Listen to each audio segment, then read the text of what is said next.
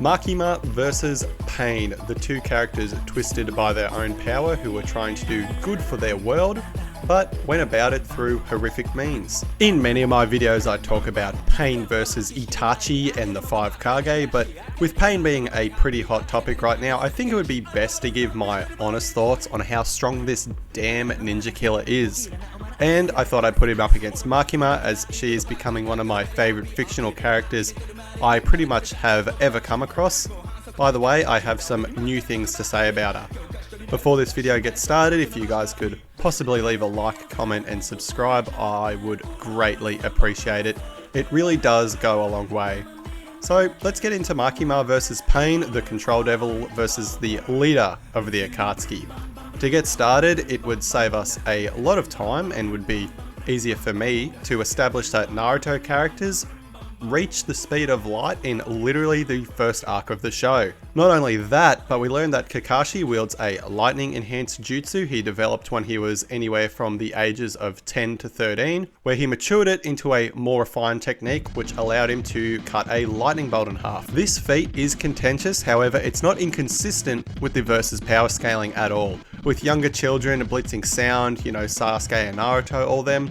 And Guy even points out that Kakashi cut the lightning bolt before it hit the ground. The reason this is important is because Pain here mentally and physically reacts to this jutsu every time, even at point blank ranges and at a distance. The only issue with this feat is that lightning can vary in its travel time and can be influenced by air pressure, humidity, all sorts of things. Likewise, Kakashi's exact speed in this instance can be anywhere from significantly slower than lightning. I generally go with lightning timing here for this feat, and like I said, the number greatly varies. Now I won't lie to you, scaling the exact speed of Pain is pretty arse, as we need to look at the most edgy character in Naruto in regards to speed, that being the 4th Raikage A, who can actually attack at light speeds. Now A isn't the only character that can use light speed attacks in the series, and there are many statements that I could go over now, but just note that most of Shippuden characters have some way to get to light speed, and a lot of these characters are below, at or above Pain's level of speed. The most concrete examples being Naruto and Sasuke themselves that fight a lot of these light speed timers. Sasuke especially, Sasuke and Sage Naruto being pretty relative in regards to the narrative, with Sasuke perhaps being a fair bit stronger if you take some feats into account, and of course Sasuke fights the Raikage who moves at light speeds. This is a pretty backwards and difficult way to scale Pain to light speed, so I'll let you guys decide, and if you want to argue hyperbole, mistranslation, low end, Pain is lightning timing at a bare minimum, and with some honest and fair interpretations, he would be light speed. To further support the Pain agenda, we are all aware of the Pain is the strongest man in the Akatsuki statement, which has insane interpretations. If you believe that this means he's stronger than Itachi and Obito, which I do not subscribe to, Pain should be at a very similar level to light speed, obviously. Keep in mind, Pain being the leader of such a powerful group should place him near the top of these multi-continental monsters, which get almost no diffed by the Akatsuki. Overall, I believe the strongest man part is talking about massive Shinra Tenseis and planetary devastations that can all hold Kurama capable of taking down the entire planet. Now, these planetary devastations have been calced at multi-continental, and people would debate Pain being higher and lower a lot, and you could definitely argue for planetary devastation being an artistic choice, as we can see the curvature of the Earth in the background. However, multi-continental Pain isn't inconsistent, obviously, with the scaling to the Bijou bombs and the QB bombs, who Pain is given the task of fighting and capturing. Kurama's planetary devastation obviously gets a little bit iffy when we consider that Pain is unable to hold down half of the Nine Tails while massively fatigued, so I'll let you guys decide in the comments. Not to say Pain using a Renegon rod will blow up the entirety of Australia or anything like that, but Pain could easily hurt people on that level, or damage people that could do that, if that makes sense. To be fair, this is fairly consistent scaling if you ask me, given that Naruto characters a couple of arcs later can honestly and fairly be scaled to solar system busting feats using Kaguya. Even if Pain is a portion of a portion of a portion of Kaguya's essence, he'd still be insanely impressive. Makima scaling I'm not going to lie to you, is even more controversial than Pain's, as a lot of videos have placed Makima on this level nowhere near Gojo and imply she's ass, with other characters claiming she's an immortal god who is unkillable that scales to concept erasing Chainsawman. In terms of speed, Makima has feats of reacting to a bullet which travelled 500 kilometers in under a second, calced at Mach 1000. To further support this speed agenda, Makima actually fires her Bang ability at the exact same time at the Darkness Devil, where both sustain damage. Now, the Darkness Devil should be anywhere from the second to fourth strongest thing in the series, placing Makima massively above the Gun Devil's highest calcs. These being the feats of moving at Mach 100 to 400 pretty consistently, and the main speedster of the verse being a point of contention for many scalers, including myself. This is because Chainsawman scales very consistently to subsonic to massively hypersonic without much issue. Characters blitz and annihilate bullets at point blank range after the characters have some experience. Doesn't really match up to lightning or light speed, but we should also bring up this feat here of Makima summoning a 1000-year spear traveling through a very suspicious laser looking device, where light bounces off Komi's face and it appears to travel through a black hole or a portal. I got a fair amount of shit for this claim, so for the sake of my sanity, I'll let you guys decide. If this is a light speed attack, it massively changes this battle in one direction. Between me and my friends, we looked at this and was like, well, looks like a laser, seems like a laser, and was fired like a laser. I will concede that Makima can't physically travel at light speed. Just know that she may have an attack that would scale to this. If Ninja in Naruto can throw kunai at the speed of light, I have no issue with granting Makima with this one ability. Anyway, in terms of AP, Chainsawman doesn't reach Naruto's level either with those world-ending Jubi feats and Kyubi feats. As you can see, there isn't many obvious feats that Makima can be placed near those Naruto levels. Instead, we will look to some lore and some generous scaling for Chainsawman. Makima is described as one of the 4 horsemen of a very powerful and influential beings in the series, including the Famine, Death, War, and Conquer Devils, which is heavily implied to be Makima, inspired from the 4 horsemen themselves, who all stand above the Gun Devil and is on par with the Primal Devils without much issue. If Makima scales above all of these other devils, she would potentially scale to the Nuclear Bomb Devil and the Darkness Devil. This is indirect scaling for Makima for sure, but keep in mind, if we wanted to be silly, we could look to Pain doing very similar things to Conan as the Gun Devil, for instance. We need to do indirect scaling for both characters. To put it simply, Pain in both of his fights was massively fatigued and holding back, and while I find discussing Naruto versus Pain really annoying, I think it would be safe to say that a full Power Sage Naruto with Intel is more powerful than a massively fatigued Pain. Pain, however, is more than likely bound stronger than even a full power KCM Naruto, especially if you believe Nagato and Pain are similar in terms of raw power. Now we can discuss how these two would interact, and I'm not going to lie, it is fairly challenging. As usual, when Pain is placed into versus battles, he has a number of advantages with 6 bodies, plus spamming animal summons, allowing Pain to put immense pressure on his opponent. However, Makima herself is not an isolated fighter. She is accompanied with the Angel, Future, Snake, Punishment, Spider, Zombie Devils, among many others. This is not a 6v1 or even a 10v1, it's really a 10v10, and the battle could go in a number of directions. Keep in mind, Pain could be weakened by distributing his chakra throughout all 6 paths and fighting multiple targets. A good example of this being Konohamaru fighting a path of Pain, but then later we find out that a fatigued Pain is fighting this above Sannin level Sage Naruto. The only way I can wrap my brain around this is that you could say that when Pain distributes all of his energy to multiple paths, and when he is away from Nagato, he is of course weaker than usual, unless you want to argue Kiba's mother and Konohamaru are Sannin level or something. If we are going to be fair to both characters, I will grant it's easier to argue Pain should be faster than Makima. We have ninjas in the Forest of Death reacting to lightning speeds,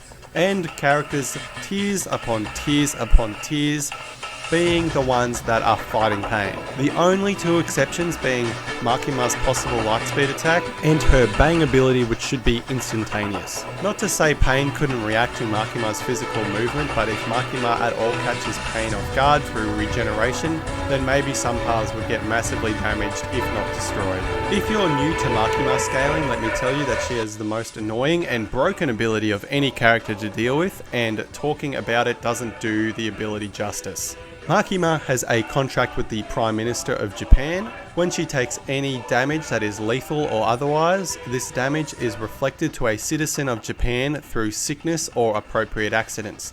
This means even if Pain kills Makima once a second, she'd regenerate 125 million times, which would take Pain 3 to 4 years to actually kill her. Not joking. I don't know about you, but I'm not sure Pain has 3 years worth of chakra, as he was struggling to fight Sage Naruto, who has nowhere near that level of chakra, as Naruto can only fight for multiple days at a time with substantial refills of chakra. I don't think I need to explain what I'm implying here. The only issue is that Pain may have his own form of immortality with the King of Hell, and this ability tends to go overlooked in a lot of matchups. Although you could argue the King of Hell regenerates strictly physical energy, chakra is both spiritual and physical in nature, so there is something to be said there. Makima's other bullshit ability is her exclusive controlling power. Anybody who Makima views as beneath her automatically is under her control. This ability is so powerful it can actually alter the memories of people. In a crossverse setting, these are one of many underlooked abilities that Makima has under her disposal. People forget she could literally send her opponent to hell, removing them from the battlefield. Another thing, the Cursed Devil is implied to have an invisible attack, causing the death of an opponent if it is struck 4 times, resulting in this Reaper Death Seal style win. The Angel Devil, who can simply by touching you shorten your lifespan. This is also how Makima created the 1000-year spear that could potentially travel at light speeds. Not to mention the fact that the Future Devil can see the future and aid her in battle using precog. All of these abilities are legitimate win cons for the Control Devil. Now, this battle has some issues regarding scaling. For example, the Gun Devil was a multi-country level threat who was multiple tiers below Makima at full power. Worse yet is if you consider the exchange between the Gun Devil and Makima was done so with a massively amped Gun Devil, as it has the years of every single American citizen powering him up, and also the Gun Devil is implied to have gotten stronger after its birth. So there's something to be said there as well. Again, the Nuclear Bomb Devil is just obviously below the Darkness Devil, which Makima views as a nuisance. Moreover, the Falling Devil has these insane feats of creating landslides and cave-ins across the planet. Now this feat is insanely contentious like FTL Chainsawman, but isn't inconsistent with the narrative. The reason this feat is contentious is because there's no way to really calc it. How many landslides are there? How many earthquakes is the Falling Devil causing? These sort of questions aren't answered. But it is not far-fetched to consider the Falling Devil a planetary threat if it is multiple tiers above the Gun Devil. Remember, this is more than likely not even the Falling Devil's full power. You might be saying, Catchdog, what kind of bullshit is this? Attack power and hacks shouldn't scale to these levels, right? And this notion applies to the Falling Devil, where its powers are possibly planetary at a high end, but it's damaged by chainsaws and, you know, it doesn't really seem right. It seems a little bit goofy to me. But at the same time, you could argue that Pain has the same problem. As we know, he can be damaged by Racine guns and kunai, which shouldn't be Bijou bomb level, right? Especially since we know that Sage Racine guns only carve mountains. Pain's durability is also a huge meme in the community, and I'll be honest, sucks compared to his speed and hacks. It might even be more of a stretch to say Makima scales to these higher levels, but remember, Makima is a 4th horseman, and this Falling Devil is described to be a transcendent being.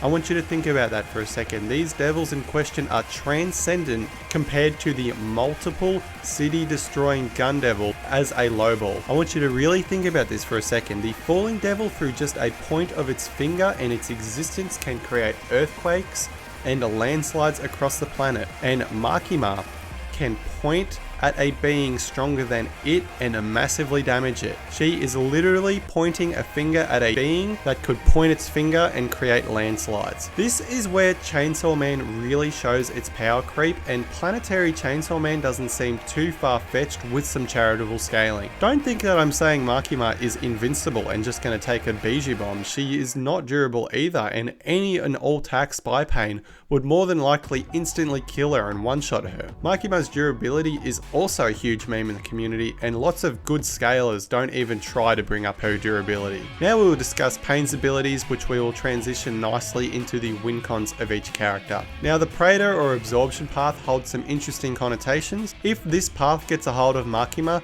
this could be extremely devastating, so let me explain. So we know chakra is a physical and spiritual in nature, and if we equalize energy levels and the Praetor path catches Makima, then she might get her energy sapped up like Sage Naruto. The only issue with this is that Chainsawman energy is very nuanced and not well explained. For all we know, Makima might just have more energy than Sage Naruto. This is too up in the air and gets very complicated if you believe this attack counts as damage or lethal intention, and knowing its effects on Makima's contract is even more questionable. The animal path holds some firepower, and Makima's controlled devils and devil fiends would be massively troubled by this alone, and it's really difficult to get these subsonic devil hunters to the Leaf's Jonin and Sanin level. For example, this dog can take a KCM enhanced Rasen Shuriken from a KCM Naruto. Good luck scaling any of Chainsawman characters to that attack potency.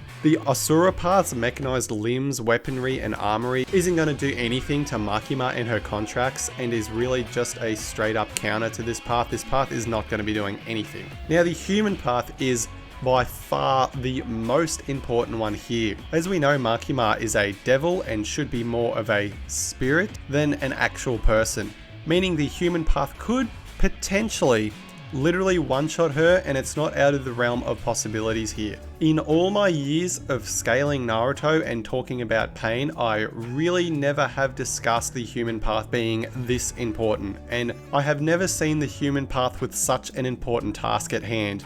And the battle massively shifts in the favor of Makima if this Pain is destroyed. The Naraka path's reparation ability wouldn't work, as summoning the King of Hell doesn't appear to attack the soul.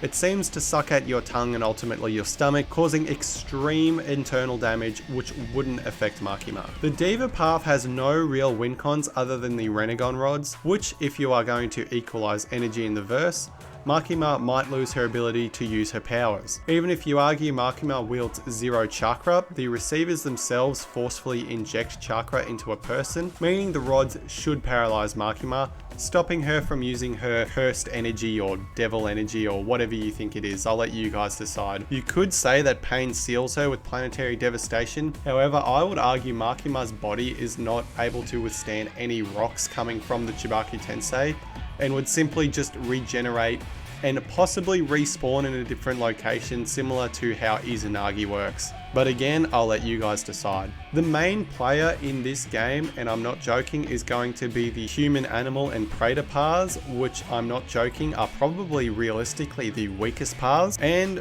when Pain is usually brought up in these versus battles, he doesn't really have much to do with these paths, which I find funny. This battle also changes if you consider Makima's control ability working, which should have an upper limit, and it is applied to only work on people on or below her level. Again, it's one of those no limits fallacies, and being controlled by somebody while being controlled by Nagato is completely up for debate. Similarly is all of these combinations abilities she possesses. For example, the Holy Trinity looking people firing a suspicious laser seems pretty powerful. Despite what a lot of YouTubers will say about Makima, she really and truly is powerful. So what we can do now is discuss the possible win cons for each character, all of which have their own interpretations and debatable micro arguments, so we can talk about them in the comments. Pain's win cons are the following. Pain, with his superior speed, tags Makima with the Renegon receivers and paralyzes her and her controlled devils. The human path absorbs her soul, which should ultimately put her down for good. And maybe the Naraka path can absorb all her energy. As we know, the absorption path is stated to be a bottomless pit, so there shouldn't be too much issue. Makima's win cons include the following. Simply out-staminaing all the paths and allowing Pain to freak out, causing him to use most of his chakra, causing Nagato to have a brain hemorrhage and maybe die. Her bang ability or possible light speed attacks destroy the paths of Pain. Makima can control Pain outright, possibly the weaker paths or the animal summons to fight for her. Makima catches Pain off guard with her immortality, similar to how Izanagi works on characters like Shisui and Conan. She uses the Future Devil to peer into the future and pull off some high IQ strategy, or Makima simply sends Pain to hell. Now, a lot of Makima's win cons is really up to how you interpret her scaling. There are actually more arguments for Makima to win, but they simply wouldn't work. For example, her crushing ability wouldn't work as there is no way of accessing the Pain's names and Nagato. Also, there's none of that crap about Makima dying over and over again, thus the damage being reflected onto Nagato, as Nagato isn't a Japanese citizen. Also, Makima's win cons greatly increase depending on how you interpret her bang ability. For example, you could argue that Makima can blow Chainsawman into space. Even though Chainsawman isn't faster or more durable than these paths of Pains, you could argue that the shockwave acts like a condensed Shinra Tensei. This means that Bang could violently push the paths of Pain away, and if you think Bang could just put a hole in Tendo or something like that, then that could be greatly beneficial, especially if she goes for those key paths of Pains. Now, this also depends on how you interpret Makima's speed. Now, Lightspeed Chainsaw Man definitely needs to be looked at, and I know it'll make everyone mad depending what I say. If I said it is Lightspeed, would you be mad? If it didn't work, would you be mad? So, Pain's lightspeed arguments and Makima's lightspeed arguments are both very controversial subjects and have a lot of people who will tell you Pain isn't close to the Raikage speed and Makima might have an attack that moves that fast, so it's very contentious. Additionally, the scaling gets pretty ridiculous with those transcendent arguments I mentioned prior. However, overall, I would say Makima's scaling is just too vague, and Chainsaw Man versus battles get really ugly as a range of characters go anywhere from building to planetary. Now, could Makima win against Pain? Yes, undoubtedly. I have no doubt in my mind she could win, and in fact, I actually think putting her up against Gojo is actually more competition. And a lot of people would actually agree that Gojo, stat-wise, isn't far off from Pain, possibly a lot stronger. A lot of arguments have come forth putting Gojo pretty comfortably in the war, and I'm not going to say that Pain doesn't reach the war, but he would struggle a lot more than Gojo would through hacks alone. I will grant you that Makima's win cons are definitely harder to argue than just simple, oh, Soul Sap GG and, you know, he's much faster than Makima, all that stuff. So what I'll say is this. Pain, with his superior speed, with those concrete speed arguments, potentially could sap her soul, thus killing her, putting her down for good. However, with that being said, you need to say a few things here. For one, Makima isn't Lightspeed. 2, Makima can't control Pain at all. 3, Bang doesn't work whatsoever. 4, Makima doesn't scale at all to these transcendent beings. 5, Planetary Chainsaw Man isn't a thing. And 6, Pain can't be sent to hell. So what I'll say is this. There are a lot of ways for Makima to win that are harder to argue. However, Pain's one win con is more concrete and easier to argue. I would go even as far as to say that if the Naraka path or human path aren't destroyed outright, then it's almost a guaranteed Pain W. But if Makima destroys the human and Naraka path, it's almost a guaranteed win for her 100%. Well, I hope you guys enjoyed the video. I know this was a little bit of a weird one. Trust me, I didn't want to make any outrageous claims because Makima is one of those characters that just isn't very clear cut. If you like more videos like this, go ahead and subscribe. Check out these videos linked in the description. And just know Makima has inaccessible speed since Denji fights in a place where no time moves with the Eternity Devil. Goodbye.